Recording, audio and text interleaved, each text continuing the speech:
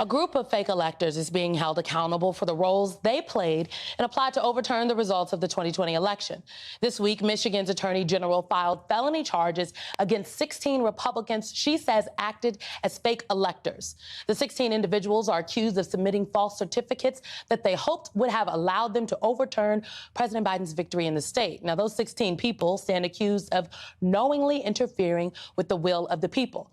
Some showed up at the state capitol in Lansing claiming to be the true electors.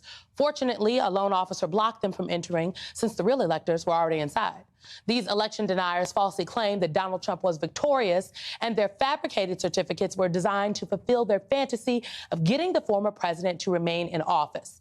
Michigan is not alone when it comes to this level of election interference. 6 other swing states that President Biden rightfully won also had fake electors at the ready.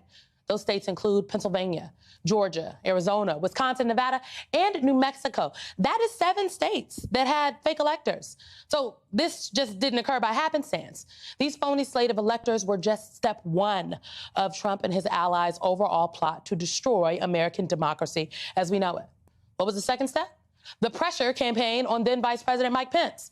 Now, according to the New York Times, pro-Trump lawyers, state Republican officials, and then White House aides, quote, strong-armed Pence into considering the pro-Trump slates during the joint session of Congress on January 6th.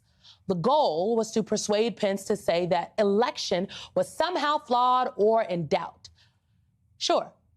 I know folks like to place the responsibility of this entire plot on people like Rudy Giuliani and John Eastman, but I am not buying it because this is just so much bigger than them. The scheme was not an act of 2 lone wolves or even one wolf. The fake electors, the pressure campaign, what we saw on January 6th when more than 2,000 pro-Trump rioters stormed our nation's capital, it is in fact all connected. No one can convince me that Donald Trump did not have an entire pack run this outlandish operation. We have to stay aware. What are the details? How far down the rabbit hole does this go? We don't know yet. We can't miss the bigger picture. We have to make sure we continue to ask the most important question. Who else was in on this? I urge you, stay on this.